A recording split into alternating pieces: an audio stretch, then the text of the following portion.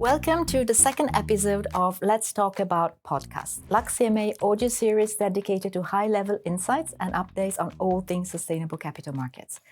My name is Chiara Caprioli and I'm the Head of Business Development and Sustainable Finance Experts at the Luxembourg Stock Exchange. And today I am joined by three guests, all of whom are members of LuxCMA Sustainable Finance Working Group and who will help us take stock of the latest developments around the EU taxonomy. I'm here with Anna Lindner, partner at GSK Stockmann, Anna Illarionova, Senior Manager, Climate Change and Sustainability Services at EY Luxembourg, and last but not least, 𝘁ษ์Pelcé, Managing Associate and ESG Specialist at CMS Luxembourg. Anna, the EU taxonomy positions European capital markets at the center of global sustainable finance. To kick things off, can you please remind us what the taxonomy is in a nutshell? Thank you, Chiara. The EU taxonomy is a common classification system for economic activities considered sustainable by the EU. It provides concrete and science-based criteria which economic activities in eligible sectors must fulfill in order to be considered environmentally sustainable or, in short, taxonomy aligned. By enabling a common definition of sustainable economic activities, it aims to protect against greenwashing while also encouraging private capital to flow towards the desired taxonomy-aligned activities. From a formal perspective, the EU taxonomy is a European regulation, which entered into force in 2020. It is one of the cornerstones of the EU's sustainability-related legislation. The EU taxonomy itself is not mandatory, meaning it does not establish any burden or obligation on anyone to only invest or be active in sustainable taxonomy-aligned activities. However, within the wider framework of the EU legislation, which 𝘁ษ์will explain shortly, it may be required that certain market participants report on the taxonomy alignment of their activities and investments. Nevertheless, the EU taxonomy can and is aimed to encourage a preference by investors for taxonomy-aligned activities to ensure that this soft push of the market is efficiently supporting the climate change and sustainability goals of the European Union. The EU taxonomy focuses on 6 environmental objectives only, among others climate change mitigation and climate change adaptation, and defines criteria only for certain eligible sector activities. These are sectors and activities the EU considers most crucial for the successful transition to reach the relevant environmental goals, meaning where, according to the EU's understanding, most impact can be achieved. For example, providing certain climate-related insurance services is an eligible activity of the financial and insurance sector contributing to the objective of climate change adaptation, because it plays such an important role when dealing with the consequences of climate change. However, for the goal of climate change mitigation, on the other hand, no finance or insurance activities are listed in the EU taxonomy. This does not imply that the finance and insurance sector do not play any role in reaching the goal of mitigating climate change at all. The EU taxonomy simply focuses on other aspects, for example, the energy performance of new real estate constructions or the sources and technologies to generate electricity.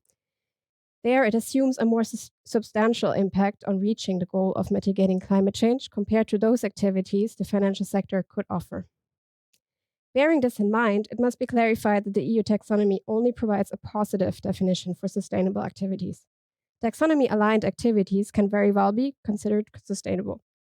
If an activity, on the other hand, is not taxonomy-aligned, this does not mean that it is automatically not sustainable and should be excluded from investments.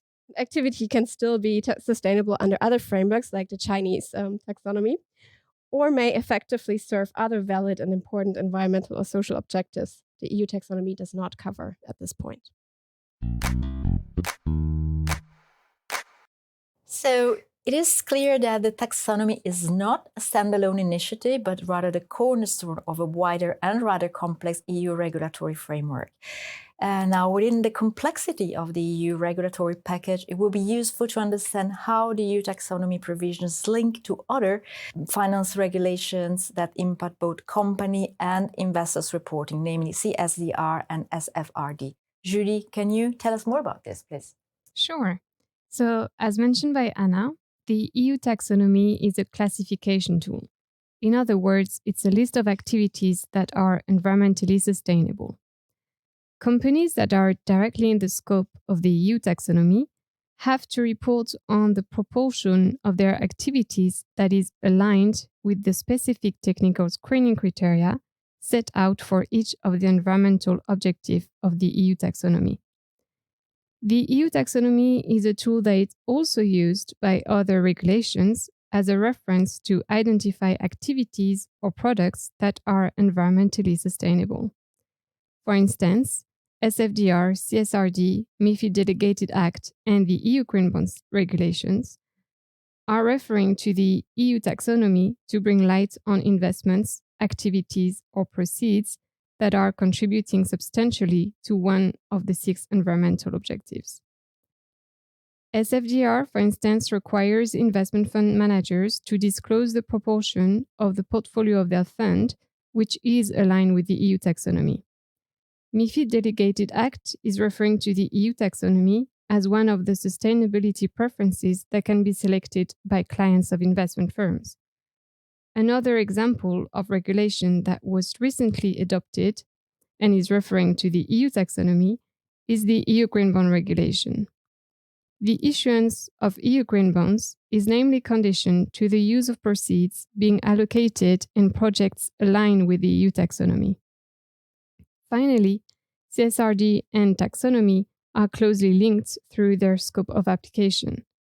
Any companies or entities entering into the scope of CSRD, including listed SMEs, will be subject to the compliance with the EU taxonomy disclosure requirements as well.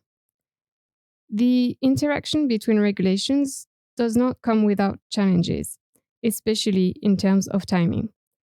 For instance, SFDR required the investment fund managers to report on the alignment of their investments with the first 2 objectives of the EU taxonomy as of 1st January 2022. However, in-scope companies were also required to report on the eligibility of their alignment with the EU taxonomy as of this date. It means that investment fund managers face the challenge to report and disclose the data that, in most cases, was not yet available. Similarly, the link between the EU Green Bond standards and the use of proceeds in activities aligned with the EU taxonomy may also seem premature. The specificities of conditions under the EU taxonomy makes it difficult for more entities to confirm that their activities are taxonomy aligned, and thus, we may expect some difficulties in the application of the EU Green Bond standards within the first few years of its application. Thank you, Julie. It seems that overall, the frame is not yet completely fit for disclosures across companies and investments to perfectly fit into place. More generally, there are concerns, and the European taxonomy is a hard nut to crack from an implementation perspective. Anna, you are consulting clients on this very topic of the implementation. What are their most recurrent concerns? Indeed, conducting the taxonomy assessment requires specific effort. And first of all, bringing together the ESG and finance team. It's a gradual process that requires several iterations for identification of the eligible and further aligned activities, defining the methodology and assumptions behind. Our clients are trying to set up an internal process parallel to the classic financial process to perform the required assessment that is paramount for taxonomy disclosures. Such process, although is often perceived as additional cost instead of opportunity to identify a competitive advantage from activities that could be considered sustainable. Indeed, the EU taxonomy assessment requires specialized resources that are quite rare on the market, additional systems, procedures, often third-party data. A retro-planning is needed, and the challenge here is to onboard the right people at the right time. As consultants, our job requires helping clients to solve different matters. And when it comes to EU taxonomy, we do invest a lot of time and resources to motivate our clients to implement the necessary due diligence. Another point to keep in mind, and this is also to discuss during our podcast, is the methodology behind the EU taxonomy assessment. Indeed, while the overall EU taxonomy process is quite clear and straightforward, identification of substantial contribution, do no significant harm, and minimum social safeguard criteria. The granularity of the technical screening criteria for each activity is a blocking point for the majority of the undertakings subject to the regulation. And it's not only a matter of identifying the basic information to reply to the assessment, but also it's necessary to interpret different rules, regulations, policies that may have a different impact. For instance, different national transposition across the jurisdictions in which client operates. What could help with time is the definition of best market practices, which, like soft law, will complement the current regulatory frameworks. Right. You mentioned different jurisdictions, and we are talking of a very international market, much beyond the EU taxonomy. Do you think the common ground taxonomy can help international convergence around a truly international common language? Indeed, the Common Ground Taxonomy, or CGT, is a report resulting from in-depth comparison exercise that puts forward common areas between the EU and China's taxonomies. The current version of the CGT covers 72 climate mitigation activities that are recognized both by the EU and China. And a key point of Common Ground Taxonomy is to increase comparability between both taxonomies, even if the current version of CGT covers only areas that are in the current scope of both taxonomies, in terms of objectives, eligibility criteria, activities, thresholds. If there are activities or criteria covered by EU but not by China, and vice versa, they are not part of CGT. The Common Ground Taxonomy can be used to improve the comparability, interoperability of the taxonomies around the world, and it intends to provide more clarity and transparency about the common areas and differences in approaches. It also provides a solid methodology on the basis of which other taxonomies can be compared in the future. It really comes a critical moment when taxonomies are being developed by a growing number of countries around the world, and the debate in different international fora is becoming more and more important to avoid unnecessary fragmentation and confusion in the market in this area. On this very aspect of the international nature of the EU taxonomy, some non-EU companies are even worried about having to comply with the EU taxonomy. Anna, how far does extraterritoriality go? Yeah, as already mentioned by Julie and Anna, entities in the scope of CSRD are also required to provide certain disclosures on the taxonomy alignment of their activities under the EU taxonomy regulation. Now, CSRD does have an extraterritorial scope, in the sense that a non-EU entity can also be obliged to make disclosures. Obviously, some nexus to the EU must exist within the group structure in order to justify such an extraterritorial scope.